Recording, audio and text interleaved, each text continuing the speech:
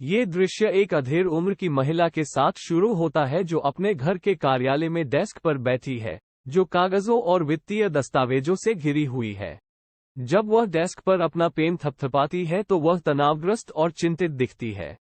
अचानक उसका फोन बजता है और वह उसका जवाब देती है। महिला: हेलो।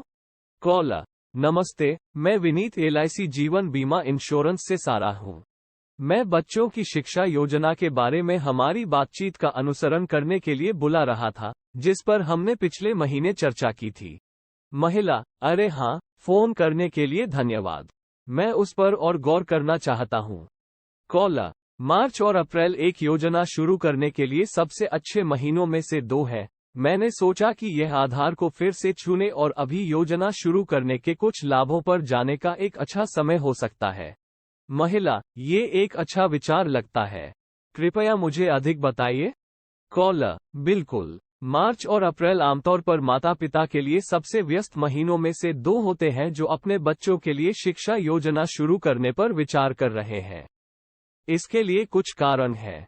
सबसे पहले, कई माता पिता सिर्फ अपना टैक्स रिफंड प्राप्त कर रहे हैं और उस पैसे को बुद्धिमानी से निवेश करने के तरीकों की तलाश कर रहे हैं। एक शिक्षा योजना शुरू करना ऐसा करने का एक शानदार तरीका है। महिला: ये समझ में आता है। कॉलर: इसके अतिरिक्त, मार्च और अप्रैल ऐसे महीने हैं जब कई विश्वविद्यालय और कॉलेज आने वाले नए छात्रों को स्वीकृति पत्र भेजना शुरू करते हैं। यह माता पिता के लिए एक अनुस्मारक है कि कॉलेज दूर नहीं है और उन्हें अपने बच्चों की शिक्षा के खर्चों की योजना शुरू करने की आवश्यकता है। महिला: हाँ, मैं कल्पना कर सकती हूँ कि ये कई माता पिता के लिए एक वेकअप कॉल होगा। कॉलर: बिल्कुल सही। और अंत में, मार्च और अप्रैल भी ऐसे महीने हैं जब कई कंपनियां अपने लाभ कार्यक्रमों में नामांकन की पेशकश करती हैं। माता पिता के लिए किसी भी नियोक्ता प्रायोजित शिक्षा बचत योजनाओं का लाभ उठाने का यह एक शानदार अवसर है। महिला: अच्छा, तो इन महीनों के दौरान शिक्षा योजना शुरू करने के कुछ लाभ क्या है? कॉलर: ठीक है, एक के लिए जल्दी शुरू करने का मतलब है कि माता पिता चक्रवृद्धि ब्याज का लाभ उठा सकते हैं और संभावित रूप से अपने निवेश पर अधिक कमा सकते हैं।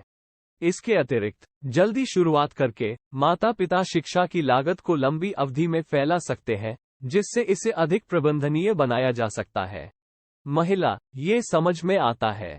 और क्या होगा यदि मेरे पास पहले से ही एक शिक्षा योजना है?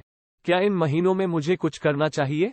कॉलर: बिल्कुल। अपनी मौजूदा शिक्षा योजना की समीक्षा करने और आवश्यक समायोजन करने के लिए मार्च और अप्रैल अच्छे महीने हैं। उदाहरण के लिए, यदि आपके बच्चे ने अपने कॉलेज या करियर की योजनाओं में बदलाव किया है, तो आपको अपने बचत लक्ष्यों को तदनुसार समायोजित करने की आवश्यकता हो सकती है। महिला: मैंने ऐसा नहीं सोचा था। मुझे याद दिलाने के लिए धन्यवाद। कॉलर: बेशक। और अंत में, इन महीनों के दौरान भी अपनी बीमा पॉलिसियों की समीक्षा करना हमेशा एक अच्छा विचार होता है।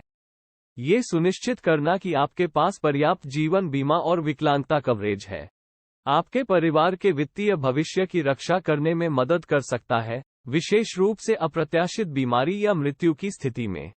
महिला: ये एक अच्छी बात है। मैं निश्चित रूप से इसे ध्यान में रखूंगा। कॉलर: बढ़िया।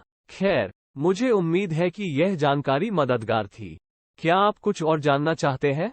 महिला: नहीं, मुझे लगता है कि अभी के लिए बस इतना ही। आपकी मदद के लिए आपको धन्यवाद। कॉलर: आपका स्वागत है। आपका दिन अच्छा रहे।